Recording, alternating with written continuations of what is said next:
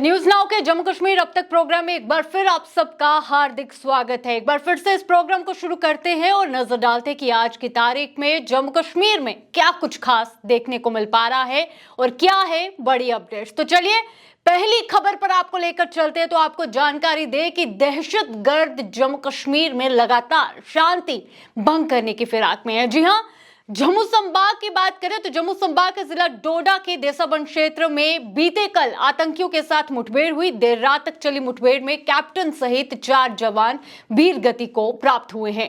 बीते 8 दिनों में ये दूसरी आतंकी वारदात है। इससे पहले कठुआ के पहाड़ी क्षेत्र बदनोटा में आतंकियों ने घात लगाकर सैन्य वाहन पर हमला किया था। इसमें 5 जवान बलिदान हो गए थे। वहीं ऑपरेशन के बाद से सियासी पारा भी चढ़ा हुआ नजर आ रहा है। जम्मू में कई जगह प्रदर्शन होते हुए भी नजर आए। राजनीतिक नेताओं ने हमले की निंदा भी की है। लेकिन चलिए सबसे पहले हम आपको दृश्य दिखाएंगे किस तरह से डोडा में सर्च ऑपरेशन देखने को मिल पा रहा है। आइए नजर डालते हैं।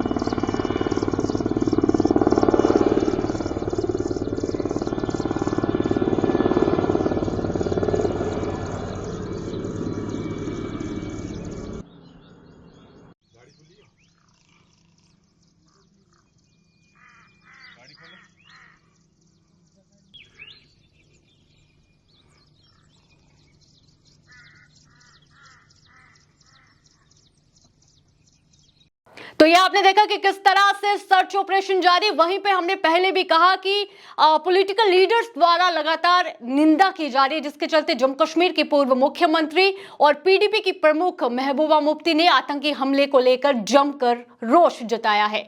इतना ही नहीं, उनका यह भी कहना था कि डीजीपी RR स्वैन को बर्खास्त किया जाए। साथ ही साथ रक्षा मंत्री, गृह मंत्री से यह अनुरोध किया है कि आप इस पर हस्तक्षेप करें। क्या कुछ कहना था महबूबा मुफ्ती का, आइए नजर डालते हैं।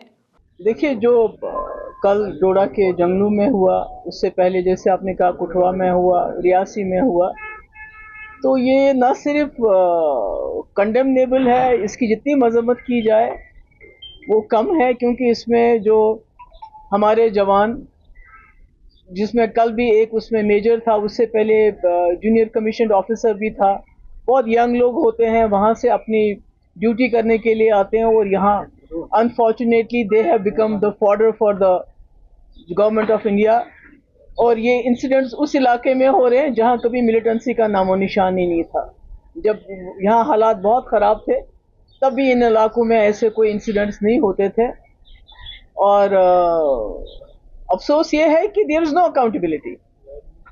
Bye now the head should have rolled, the DG should have been sacked by now. Because जो इस वक्त हो रहा है, पिछले 32 मंथ्स में almost 50 soldiers have lost their lives. Nobody is being held accountable. और जो इस वक्त के डीजी हैं, he is more, busy with fixing things politically.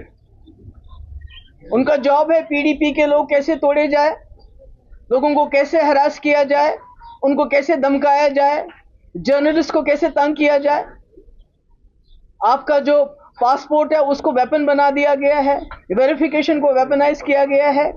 UAPA कैसे ज़्यादा से ज़्यादा लोगों को लगाया जाए, किस तरह ज़्यादा से ज़्यादा रेड्स किए जाए। यहाँ पर बिजनेसमैन बेचारे रो रहे हैं, कभी एक रेड, कभी दूसरा रेड, कभी ईडी का रेड, कभी इनकम टैक्स का रेड। और हमारे जो मौलवी हैं उनको भी नहीं बख्शा जाता है, उनको ब्लैकमेल किया जाता है कि अगर आप हमारे कहने पे मस्जिदों में काम करोगे तो तुमको बाहर रखेंगे, नहीं करोगे तो जेल में डाल देंगे। बार एसोसिएशन, उनको जेल में डाल, क्यों?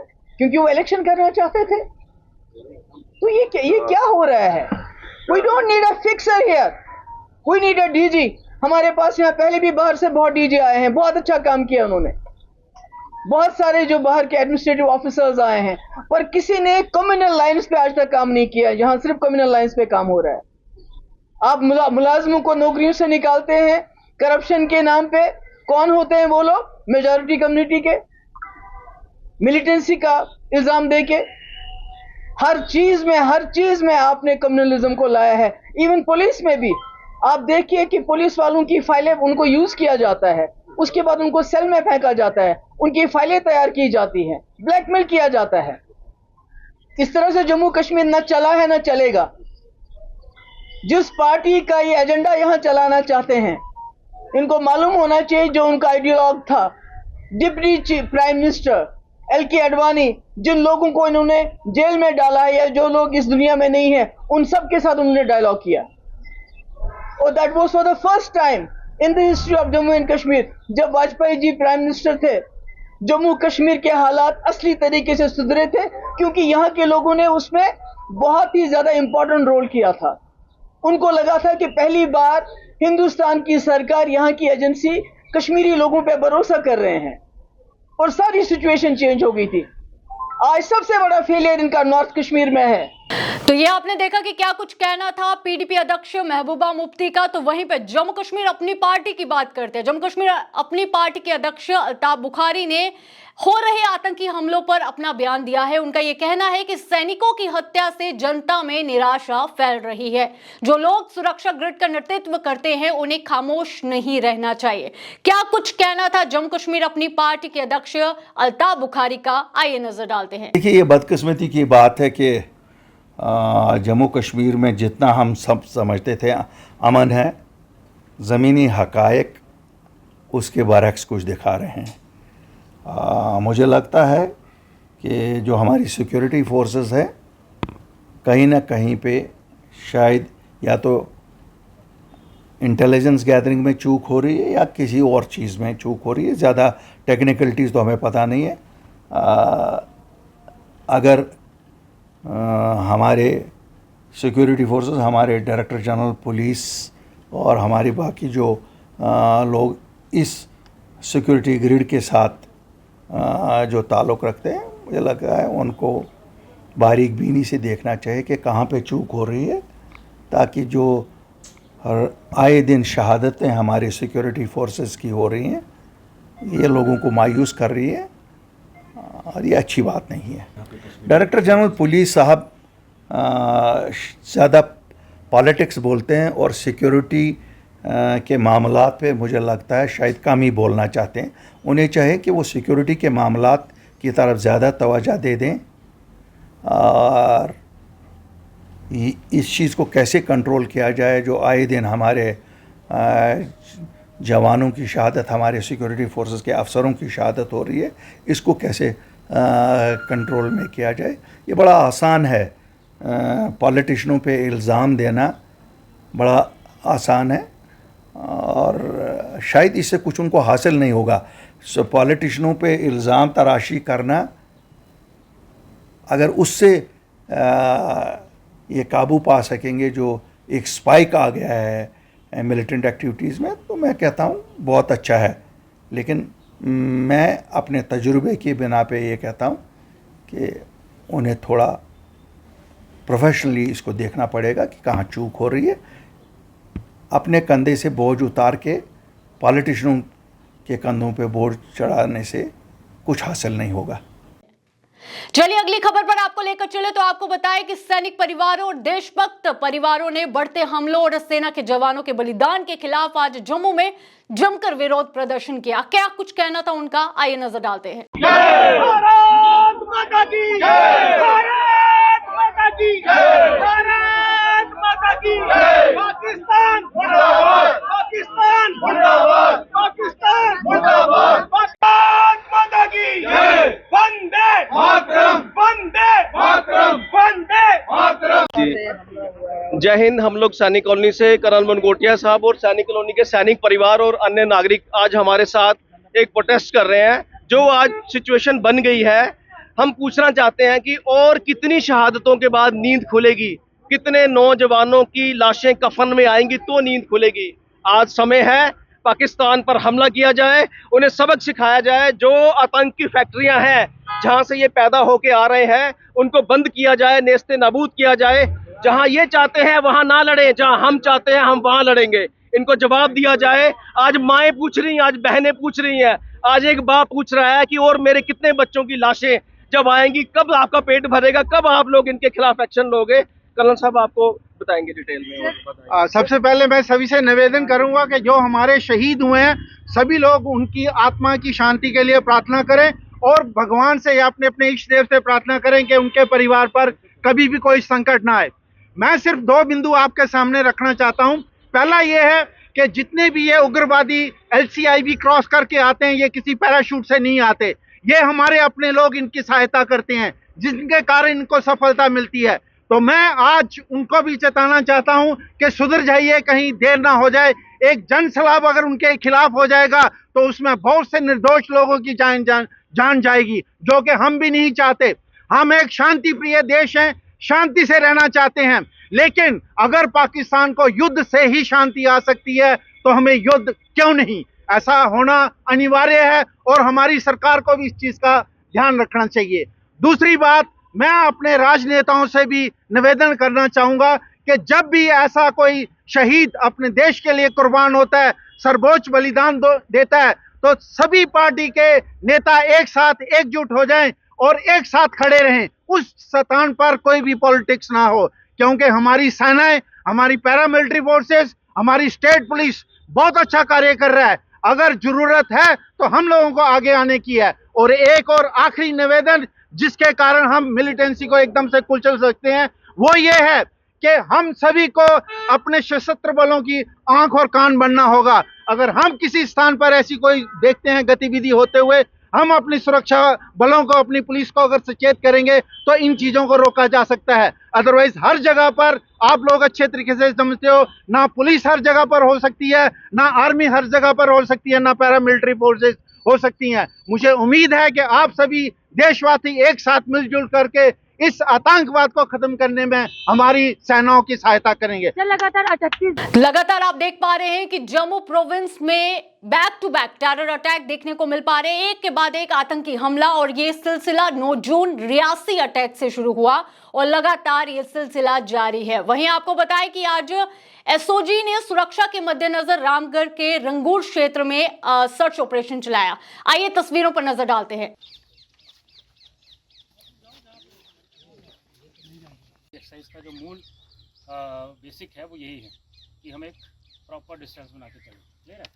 तो फॉलो करते हुए 10-15 के फीट के दायरे में चलेंगे, डिस्टेंस मेंटेन करते हुए, ताकि वो एक फॉर्मेशन बने और वही हमारा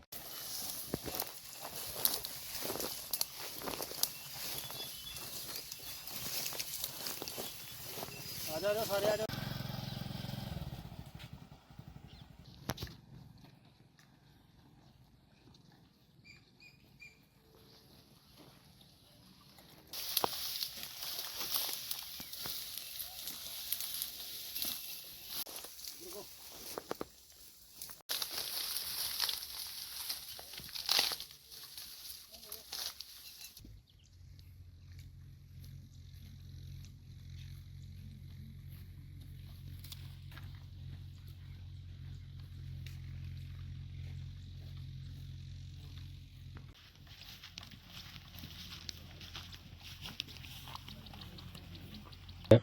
ये सर्च ऑपरेशन चल रहा है और इसमें एरिया डोमिनेशन और पेट्रोलिंग दोनों शामिल हैं।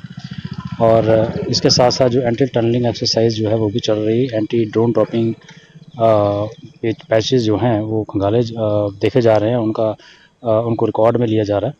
और साथ साथ में जो आपने भी कहा कि जो लोगों की को संदिग्ध दिख रहे हैं, जब भी वो दिखे हैं तो हमने उनको डली तौर पे जो है रिस्पॉन्ड भी किया है और को सेटिस्फाई किया है लोगों को कि बाय आर एफर्ट्स, और उन एरियाज़ में हमने खंगाला है, देखा है क्योंकि वाकई में कुछ संदिग्ध था या नहीं।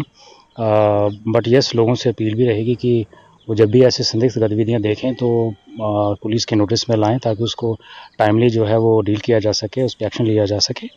और उसी तर्ज पे जो है हम एरिया डोमिनेशन और पेट्रोलिंग की एक्सरसाइज चला रहे हैं। देखिए ऑब्वियसली जो एएनईज हैं वो अपने नापाक इरादों में कामयाब ना हो जाएं और कोई ऐसा एरिया ना देख लें जिससे वो इन्फिल्ट्रेट कर पाएँ। उसके मद्देनज़र जो है एरिया को डोमिनेट किया जा रहा है, जो संयुक्त और जॉइंट एफर्ट है जो बीएसएफ के साथ और बाकी एजेंसीज के साथ चलता रहता है। सीनियर फॉर्मेशन जो है टाइम टू टाइम हमें डायरेक्शंस और गाइडेंस देते रहते हैं, उसी के तर्ज पर ये सिचुएशन चल रहा है। अगली खबर पर आपको लेकर चले तो जम्मू कश्मीर प्रशासन की ओर से मुहर्रम के जुलूस पर 3 दशक से अधिक समय से लगाए गए प्रतिबंधों को हटाने के बाद लगातार दूसरे वर्ष शिया मुस्लिम समुदाय की ओर से श्रीनगर में जुलूस निकाला गया। हजारों अकीदतमंदों ने इसमें भाग भी लिया है, जिसके चलते मुहर्रम का जुलूस डल झील शिकारा में भी निकाला गया। आइए तस्वीरें दिखाते हैं आपको इसकी।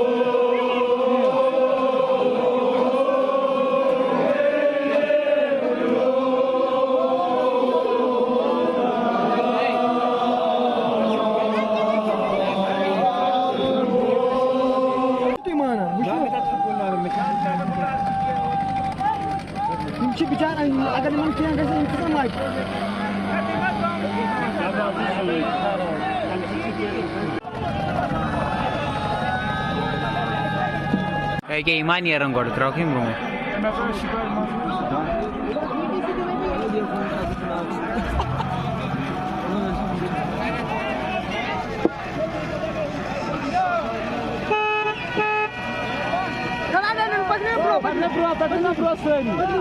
Söyleyeyim ki manzas. Start कर war war चलो dar गोडलिक dar है सब सब ना बिउ पाथर बिउ पाथर वो थोड़ा बिना वो थोड़ा के मार दो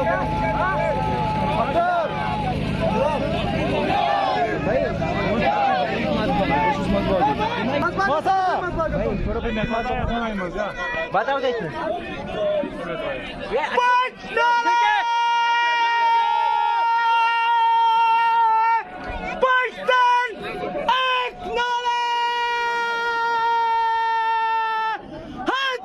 इसी के साथ आखिरी अपडेट पर आपको लेकर चले तो प्रदेश में विभिन्न विभागों में 5000 से अधिक पदों पर युवाओं के लिए भर्ती परीक्षा जिसका वो इंतजार कर रहे थे वो आने वाली है। जी हां, इसमें पुलिस कांस्टेबल के 4200 पद, पुलिस सब इंस्पेक्टर के 700 से अधिक पद, नायब तहसीलदार के 75 से अधिक पद, पटवारी के 400 से अधिक पद शामिल है। वहीं पे इनमें से पुलिस कांस्टेबल के पद जम्मू कश्मीर सेवा चयन बोर्ड को रेफर किए गए हैं और यह भी जानकारी दी जा रही है कि जेकेएसएसबी इसको लेकर अधिसूचना अगस्त सितंबर के महीने में निकालेगा। तो अगर आप लोग भी इंतजार कर रहे थे इन परीक्षाओं का तो आपका इंतजार खत्म होने जा रहा है।